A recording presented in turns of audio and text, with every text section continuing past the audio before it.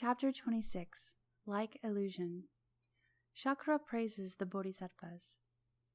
So now it occurs to Shakra, chief of gods, a Bodhisattva, even as one courses only just so far, surpasses all. How much more so as one knows full enlightenment?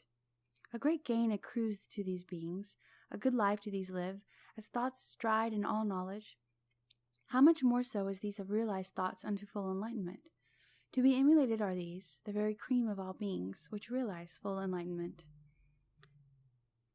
So here Shakra, chief of gods, conjured up Mandarava flowers, saluted these reverently, scattered these over Tathagata, and said, May any persons who are avowed to the any and all beings which are borne along by the great flood of birth and death to the smooth yonder shore, may this thought of enlightenment which these wish for, think over and take hold of, bring to fulfillment any dharmas of a Buddha, and dharmas in accord with all knowledge, dharmas of the self-existent, insuperable dharmas.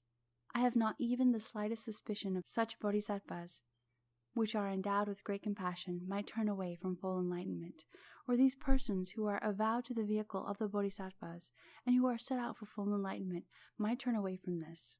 On the contrary, I am sure this resolve to reveal and realize full enlightenment increases more and more in these, as these survey the ills which afflict beings on the plane of birth and death.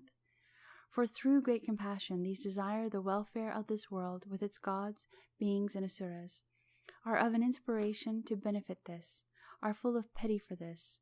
These, who are endowed with this attitude of mind, dwell in the attitude of mind which is expressed in this resolution. We have crossed over, we help beings to cross over. Freed, we free them. Recovered, we help these to recover. Gone to nirvana, we lead these to nirvana. Om Gate Gate Paragate Parasamgate Bodhi Swaha. Om Gate Gate Paragate Parasamgate Bodhi Swaha. Om Gate Gate Paragate Parasamgate Bodhi Swaha. Jubilation, turning over and merit. Any son or daughter of good family who rejoice at this production of thought of any bodhisattvas who are just now set out in the vehicle, as well as at this production of thought of any which realize progression is always on course, as well as at this irreversible nature of any which realize irreversibility, as well as at this nature of any which inevitably realize one birth only. To what extent is their merit a different one? The Lord. One might be able, Kaushika, to grasp the measure of Sumeru, king of mountains, or of a world system up to a great trichilocosm, with the help of a tip of straw.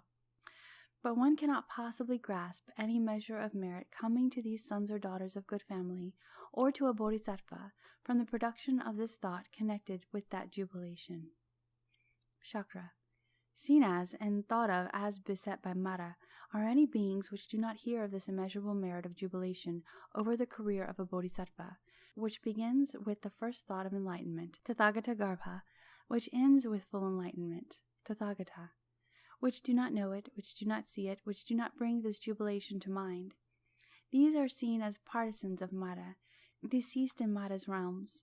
For any which bring to mind these thoughts, which turn these over into the supreme enlightenment, rejoice at these. Such do so in order to bring realization Mara's realm. As this truly is. One does, O Lord, rejoice at the various stages of thought which these bodhisattvas raise to enlightenment. Sons and daughters of good family abandon neither the Tathagata, nor Dharma, nor community. These rejoice in the stages of thought of enlightenment. The Lord. So it is, Kaushika. Any sons or daughters of good family who have rejoiced in the stages of the thought of enlightenment, these do, whether these belong to the vehicle of the bodhisattvas, or of the Pratyeka Buddhas, or of the disciples, soon please the Tathagatas, and not displease such as these. Shakra. So it is, O Lord, here and now, these are reborn as a result of the wholesome roots, which these plant, as hearts are filled with jubilation. Here these are treated with respect, revered, worshipped, and adored. These never see any unpleasant sights, nor hear any unpleasant sounds, nor smell any unpleasant smells, nor taste any unpleasant tastes, nor come into contact with anything unpleasant to the touch. One realizes these things to be reborn in the wholesome roots of countless beings, roots which bring happiness to all beings. the thoughts of jubilation of any beings which, as producing an aspiration toward enlightenment, rejoice over the successive stages of the thought of enlightenment, enlightened thought, in persons who aspire to the vehicle of bodhisattvas. As these thoughts increase, are nourishers of full enlightenment. As these realize and reveal full enlightenment, and just so these lead countless beings to nirvana. The Lord, so it is, Kaushika. As you say, through Tathagata's might, the wholesome roots of countless beings are rejoiced over, planted, and consummated as a consequence of bodhisattvas, as a consequence of these actions of sons or daughters of good family, who rejoice over the successive stages of the thought of enlightenment in these persons who belong to this vehicle of the bodhisattvas. The nature of illusion. Subhuti. But how can a thought which is like an illusion know full enlightenment? The Lord. Subhuti. Do you see the thought which is like illusion as a separate real entity? Subhuti. No, Lord. Do you see illusion as a separate real entity? No, Lord. So, as you see neither illusion nor the thought which is like illusion as a real separate entity, do you now perhaps see this Dharma which knows full enlightenment as something other than illusion, or as something other than the thought which is like illusion? Subhuti. No, Lord, I do not. In consequence, to which Dharma can I point and say it is or it is not? To a Dharma which is absolutely isolated, one cannot attribute it is or it is not. Also, any absolutely isolated Dharma cannot know full enlightenment. Hear now, O Lord, perfect wisdom is absolutely isolated. But any Dharma which is absolutely isolated, this is not a Dharma which can be developed, nor does this bring about or remove any Dharma. So how can a bodhisattva, by resorting to an absolutely isolated perfection of wisdom, know full enlightenment? Even full enlightenment is absolutely isolated. As, O Lord, the perfection of wisdom is absolutely isolated.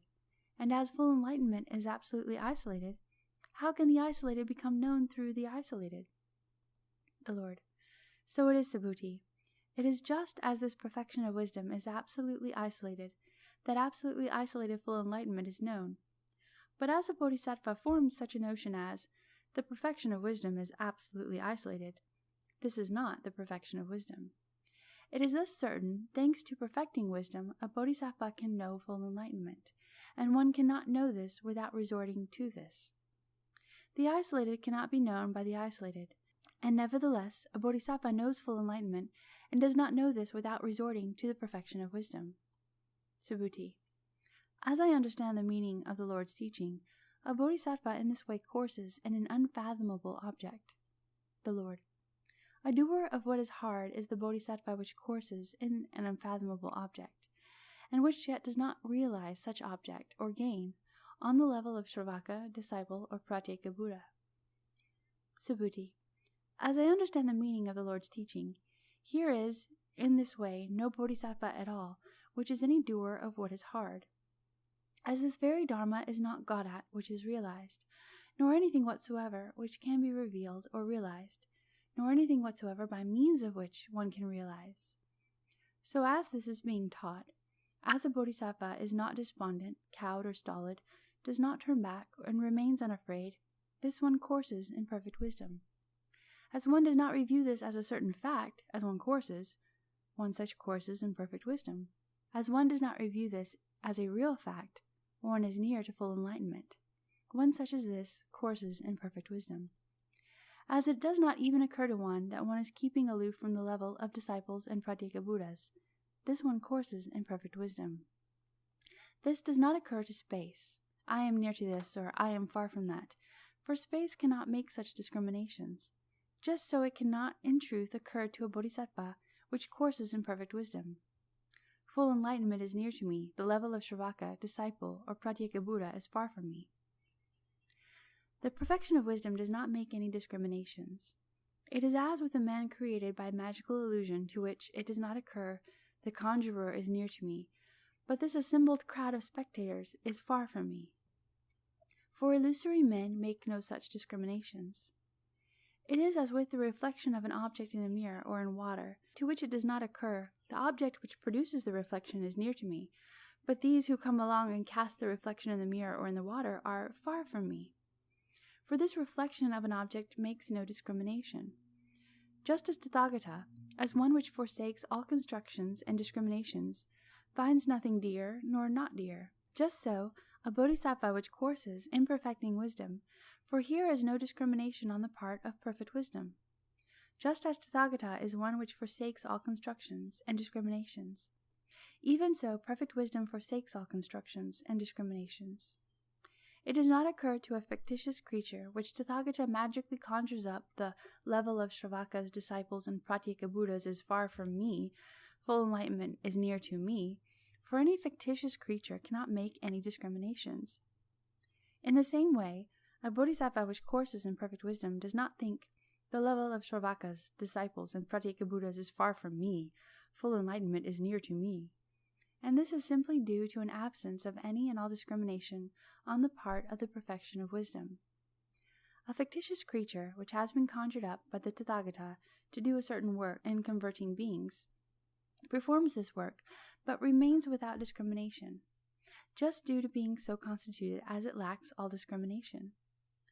Just so, a bodhisattva performs the work for the sake of which one develops this perfection of wisdom, but this perfection of wisdom remains without discrimination, due to the fact, as it is so constituted, it lacks all discrimination. An expert mason or mason's apprentice makes of wood an automatic man or woman, a puppet which can be moved by pulling strings. Whatever action it is made to perform, this action it performs, yet this wooden machine has no discrimination, just due to the fact, as it is so constituted, that it lacks all discrimination. Just so, a bodhisattva performs this work for the sake of which one develops this perfection of wisdom, but this perfection of wisdom remains without discrimination, just due to the fact that as this perfection of wisdom is so constituted, it lacks all discriminations.